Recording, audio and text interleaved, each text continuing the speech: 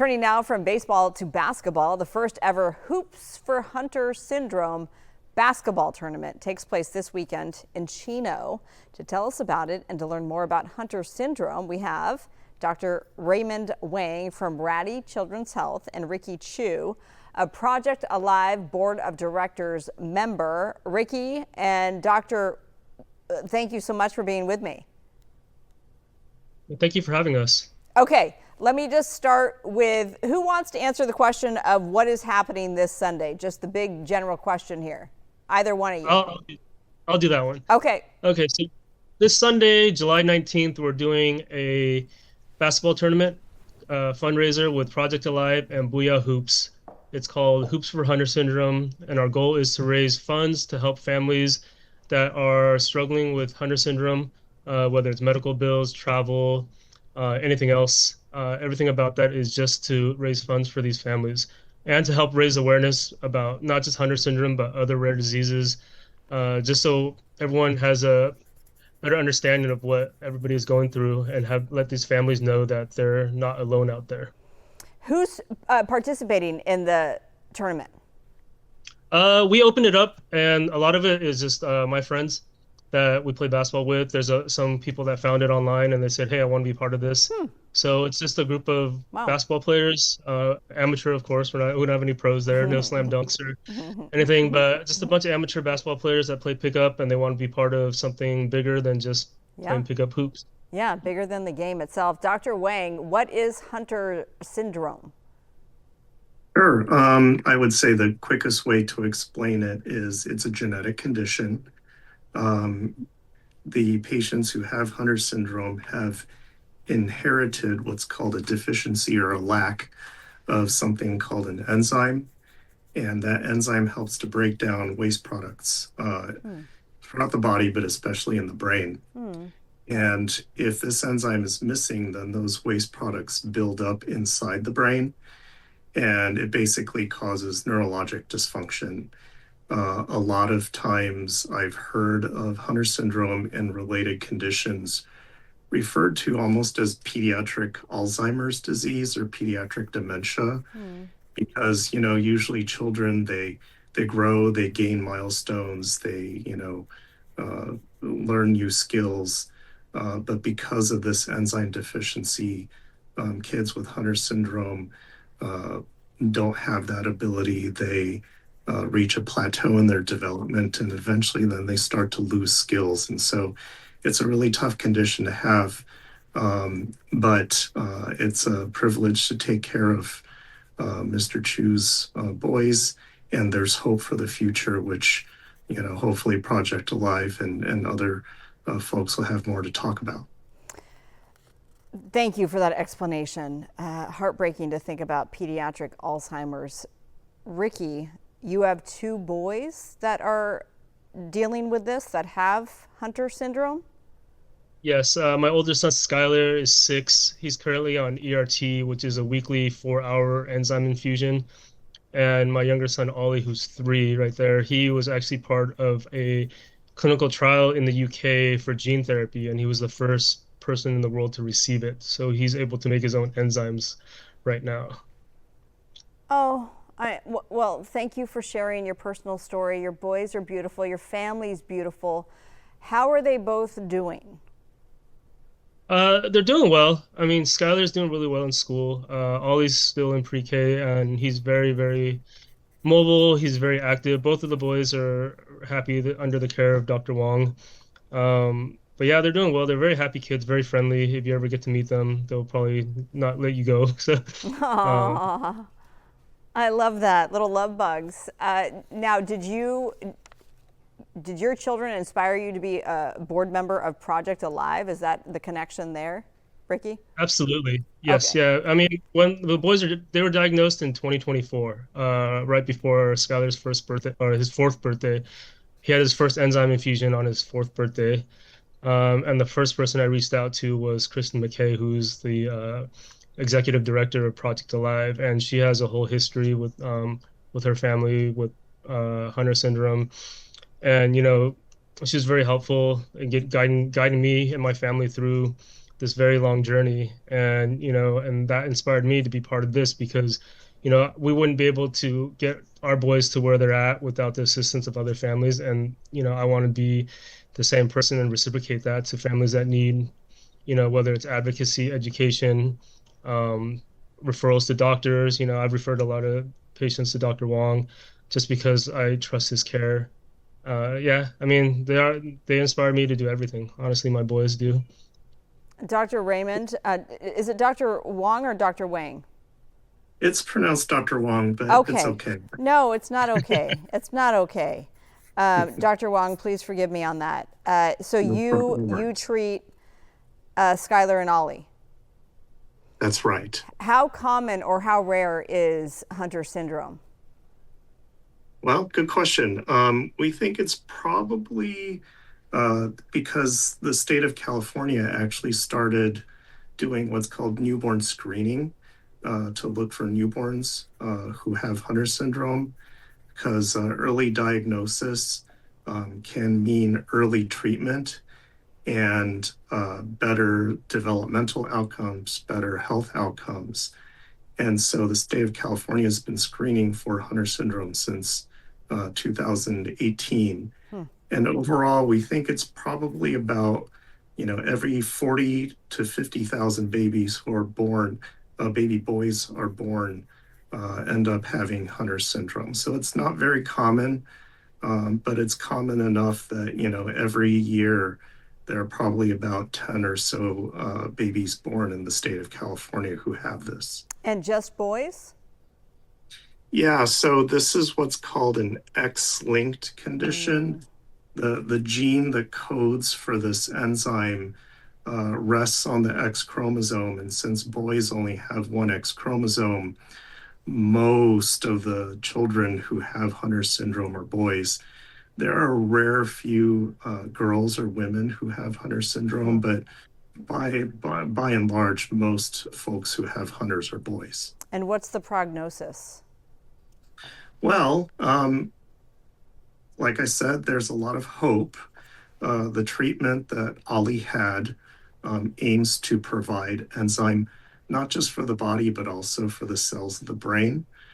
So we're very hopeful that that kind of treatment can prevent or reverse the pediatric dementia that happens. The treatment that Mr. Chu referred to, this ERT, or enzyme replacement therapy, is given every week. It's given as an intravenous infusion, but it can also get into the brain, which is a fantastic innovation. And so I have a lot of hope that babies who are born with Hunter syndrome now, may not end up suffering the same fate as babies before these treatments were ever developed. I love that hope. So just to be abundantly clear, there is no cure right now for Hunter syndrome. That's correct. At the moment, there's no way that we can cure it, but some of these treatments, I think there's a lot of hope for it. And I love that, the way we're taking care of boys with Hunter syndrome now is very different, a lot more hope than it was when I first started. And that's why I went into medicine to begin with. Not to put you on the spot, but I'm going to. Are you going to be at the tournament on Sunday? Are you able to make it? He's playing. He's playing. You are, Doctor? I'm gonna have to dust out my old basketball shoes. I love it. And pray that I don't get injured. But I wouldn't miss this for anything to help this wonderful endeavor to help the families. That I love just being a part of the family groups and that kind of thing. This isn't just about me seeing patients in the clinic, but really just this is a fantastic thing. Oh, absolutely. I mean, obviously you become part of the family. Ricky, did you found this then? I trust that you're the impetus behind the entire basketball tournament. Yes. Yeah. People ask why I did this, and I see a lot of fundraisers, and a lot of them are like 5Ks or marathons, and I'm a very, very bad runner. So talked to my friends, and I said, hey, can we do a basketball tournament, to raise funds for Hunter syndrome? And they all said yes. I said, absolutely, positively, let's do it. But I want to do more than just the basketball element of it for the adults. That's more entertainment. It's free for kids to get registered, but at halftime we're gonna have open drills for kids. Hmm. It's all free for the kids, and so they'll work with coaches on dribbling, shooting, Hmm. passing. Um, so it's basically like my kids go through physical therapy every week, so this is like a more fun physical therapy for them. Hmm. And then at the end of the whole session, they're gonna do an open court, so they can just run around and act wild and do whatever they want to do. We have the whole gym to ourselves. We have free giveaways, like the Clippers gave us autographed jerseys, the Oh, Dallas Mavericks gave us an autographed basketball. We have lots of prizes and lots of free stuff to give away. So we want to make it fun. The basketball element is just for us to do something cool, but then the more important element is to get the kids involved and get them active, get them some exercise, and get some freebies out there. I love it. I love the energy behind this. And you can find out more information. This is on Instagram at Project Alive. I just want to make it clear too, Ricky, that you still can sign up. Yes, absolutely. Okay, good. And I know there's a QR code. It may have been just a little too small on the screen, but you can go to at Project Alive to get some more information, and more people can take part. And this is on Sunday, 9 to 12 at the Ranch Sports Facility in Chino. What does this mean to you and your family and other families dealing with this, Ricky? For this, like what Dr. Wong said, it's just bringing hope for the future. In the past, like when the boys are diagnosed, everybody said don't look up online about Hunter syndrome because everything from the past is very, I would say, grim to be, for lack of a better term. But, like there is hope. I want families out there to know that there is hope. It's a reminder for myself and my family that there is hope for my boys and all the families out there that are dealing with this. And they're not alone. Project Alive, myself, we're always available to talk and advocate and educate whoever needs assistance. Your boys must like basketball, I trust. Oh, they love it. They love it. Like dad. Yes, sir. Yes, ma'am. And who are their favorite players?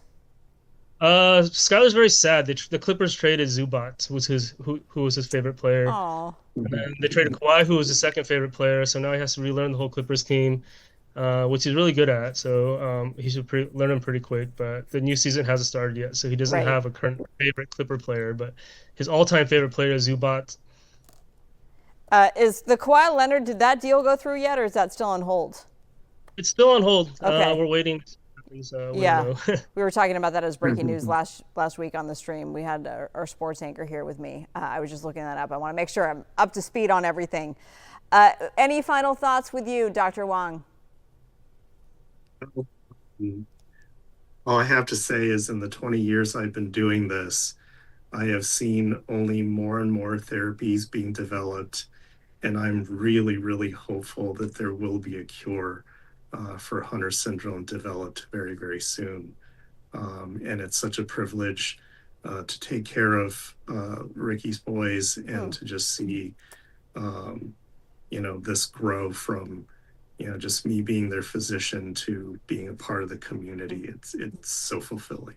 Let me ask you the growth that you've seen in them, in Skylar. Let's start with Skylar, since you started taking care of Skylar. Well, he's certainly gotten taller and more talkative.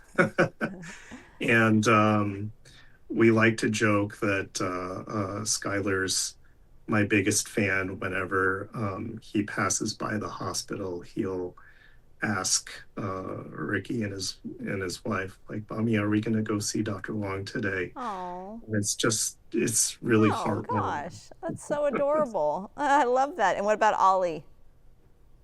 Well, Ollie is so social.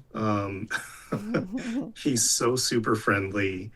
And I think it's just amazing to see over the last almost year and a half the effects of this, first in the world kind of treatment that he's gotten. I am sincerely, convinced that it's working. And it's my hope that it will continue to work for many, many years.